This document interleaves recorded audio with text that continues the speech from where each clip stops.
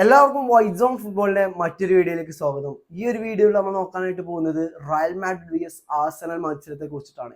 ഈ ഒരു മത്സരത്തെ കുറിച്ച് പറയുകയാണെങ്കിൽ കുറെ അധികം സവിശേഷതകളുള്ള ഒരു മത്സരമാണിത്.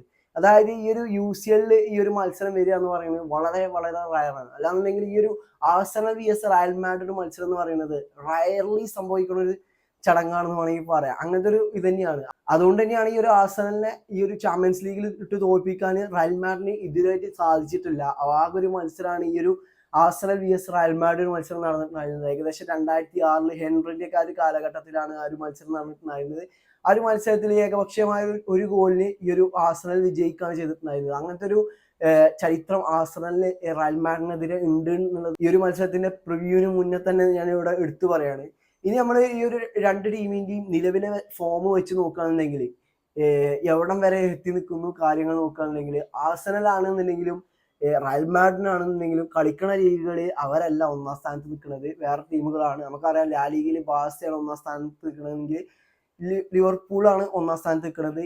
രണ്ട് ടീമുകളും അതായത് ലീഗിൽ ഇത് രണ്ടാം സ്ഥാനം വഹിക്കുന്ന ടീമുകളാണെന്ന് വേണമെങ്കിൽ പറയാം. അങ്ങനെ ഒരു ഇതും പാടുണ്ട്. ടോപ്പ് 2 ലീഗിൽ അങ്ങനത്തെ ഒരു പ്രത്യേകതയുള്ള ടീമുകളാണ് ഈ ഒരു റയലും ഇതെന്ന് പറയുന്നത്. ഇതിൽ എടുത്തു പറയേണ്ട ഒരു സംഭവം എന്ന് പറയുന്നത് ആർസണലിനാണെന്നുണ്ടെങ്കിൽ ഈ ഒരു കാലങ്ങൾക്ക് ശേഷമാകും ഇങ്ങനെ ക്വാർട്ടർ ഫൈനൽ വരെയൊക്കെ ആർസണൽ എത്തിക്കാന്ന് എനിക്ക് തോന്നുന്നത്. ഏകദേശം പ്രീമിയർ ലീഗ് ഏകദേശം ആർസണൽ ബോട്ടിൽ ചെയ്ത് കഴിഞ്ഞു. എല്ലാ വർഷത്തെയും പോലെ തന്നെ ആ ഒരു സംഭവം ചടങ്ങ് കഴിഞ്ഞിട്ടുണ്ട്. ഇനിയിപ്പോൾ ആർസണലിന്റെ ഹോപ്പ് എന്ന് പറയുന്നത് ഈ ഒരു ട്രോഫി ആവും, ഈ ഒരു UCL എന്ന് പറയുന്നതാവും. പക്ഷെ ഈ ഒരു ആർസണലിനെ പറ്റി പറയുകയാണെന്നുണ്ടെങ്കിൽ കുറെ അധികം ആളുകൾ ഇപ്പോഴും ചാൻസ് കൽപ്പിക്കുന്ന ഒരു ടീമാണ് ആർസണൽ. ഈ ഒരു UCL അടിക്കാൻ ചാൻസ് കൽപ്പിക്കുന്ന ടീമാണ് ആർസണൽ. കഴിഞ്ഞ വർഷത്തെ ചാമ്പ്യൻസ് ലീഗ് വിന്നേഴ്സ് ആണ് റയൽ മാഡ്രിഡ്. പക്ഷെ റയലിന്റെ കഴിഞ്ഞ വർഷത്തെ ഫോമും ഈ വർഷത്തെ ഫോമും നോക്കുകയാണെന്നുണ്ടെങ്കിൽ വളരെ വളരെ ഡിഫറൻസ് ഫീൽ ചെയ്യും നമുക്ക്. അങ്ങനത്തെ ഒരു തന്നെയാണ്. കാരണം കഴിഞ്ഞ വർഷം ഈ ഒരു ടൈമിലൊക്കെ തന്നെ നമുക്ക് ഏകദേശം കൺഫേം ആണ് ലാ ലീഗ ആരാണ് വിൻ ചെയ്യാൻ പോകുന്നത്. പക്ഷെ കഴിഞ്ഞ വർഷത്തെ വെച്ച് നോക്കുമ്പോൾ കോപ്പ ഡെൽ റേയിൽ റയലിന് ഫൈനലിലേക്ക് എത്താനും സാധിച്ചിട്ടുണ്ട്.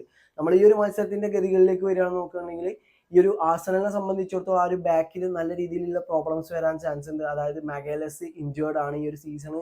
ഈ മാഗേലസിന് പ്ലേ ചെയ്യാൻ പറ്റില്ല. ആ ഒരു അവസ്ഥ തന്നെയാണ് ഈ റയൽ മാഡ്രിഡിന്റെ ഒരു ഇതും പറയുന്നത്. ഈ ഒരു അസൻസിയോയും റൂഡിഗറും അലബൊക്കെ ഈ ഒരു ഇതിലുണ്ട്. പക്ഷെ ആ ഒരു റൈറ്റ് ബാക്ക് പൊസിഷൻ ആരാ കൺട്രോൾ ചെയ്യുന്നത് വെച്ചിരിക്കും ഈ റയലിന്റെ ആ ഒരു മത്സരത്തിലെ പെർഫോമൻസ് എന്ന് പറയുന്നത്. അടുത്തതെന്ന് പറയുന്നത് റയലിന്റെ അറ്റാക്കും ആർസണലിന്റെ അറ്റാക്കും ആണ്. ഈ രണ്ട് ടീമിനും നല്ല രീതിയിൽ അറ്റാക്കിംഗ് പ്ലേയേഴ്സ് ഉണ്ട് ഉള്ളത് കൊണ്ട് തന്നെ നല്ല രീതിയിലുള്ള അറ്റാക്കിംഗ് ഫുട്ബോൾ നമുക്ക് ആ ഒരു മത്സരത്തിൽ കാണാൻ കഴിയും.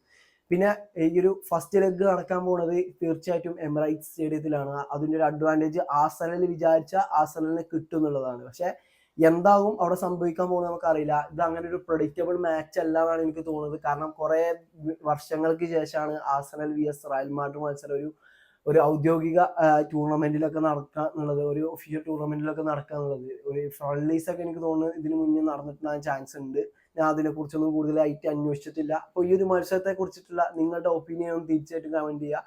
പിന്നെ ഈ ഒരു മത്സരത്തെ കുറിച്ച് പറയുകയാണെന്നുണ്ടെങ്കിൽ രണ്ട് ടീമുകളും ലാസ്റ്റ് മത്സരം വിജയിക്കാതെയാണ് ഈ ഒരു മത്സരത്തിലേക്ക് പോകുന്നത് എന്നുള്ളതാണ്. ആർസണൽ ആണെന്നുണ്ടെങ്കിൽ ആ ഒരു റോബർഡ് മാച്ചിൽ ഇരയായിക്കൊണ്ട് ആ ഒരു എവേർട്ടനെതിരെ 1-1 ഡ്രോ വാങ്ങിയാലാണ് അങ്ങോട്ട് പോകുന്നതെങ്കിൽ റയൽ മാഡ്രിഡ് സാന്റിയാഗോ ബെർണാബിയിലിട്ട് വലൻസിയന്റെ കുത്തി കിട്ടിയിട്ടാണ് ഈ ഒരു എമിറേറ്റ്സിലേക്ക് വണ്ടി കയറുന്നത് എന്നുള്ളതാണ്. അപ്പോൾ എങ്ങനെയൊക്കെ എന്തൊക്കെ സംഭവിക്കും എന്നുള്ളത് എനിക്ക് പ്രഡിക്റ്റബിൾ ആയി പറയാൻ തോന്നുന്നില്ല.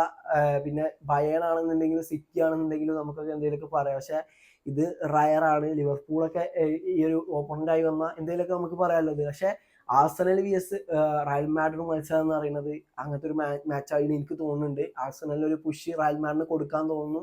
പക്ഷെ എൻ്റെ ഒരു പ്രൊഡിക്ഷൻ പറയുകയാണെന്നുണ്ടെങ്കിൽ ആസ് എ മാഡ്രിഡ് ഫാൻ എനിക്ക് എന്തായാലും ഇഷ്ടം മാഡ്രിഡ് മുന്നോട്ട് പോകാൻ തന്നെയാണ് എനിക്ക് തോന്നുന്നതും. അത് തന്നെയാണ്. അതൊരു മാഡ്രിഡ് ഫാൻ ആയിട്ടല്ല ഞാൻ ആ ഒരു ഇത് വെച്ച് നോക്കുമ്പോൾ ആ ഒരു പ്ലേയിങ് എബിലിറ്റി വെച്ച് നോക്കുമ്പോൾ എനിക്ക് തോന്നുന്നു, ഞാൻ പറഞ്ഞില്ലേ, ഇത് കംപ്ലീറ്റ്ലി പ്രവചിക്കാൻ പറ്റുന്ന മത്സരമൊന്നും അല്ല. ഞാൻ പറയുന്നതൊന്നും ശരിയാകലോ ഇല്ല. അപ്പോൾ എന്താവുന്നുള്ളത് നിങ്ങളുടെ അഭിപ്രായം ഇതേമാതിരി ഒന്ന് കമന്റ് ചെയ്യുക. അപ്പോൾ ഇന്നത്തെ വീഡിയോ എത്ര ഉള്ളൂ. ഈ ഒരു വീഡിയോ നിങ്ങൾക്ക് ഇഷ്ടപ്പെടാണെന്നുണ്ടെങ്കിൽ തീർച്ചയായിട്ടും കൂടെ നിൽക്കുക. ഓക്കെ.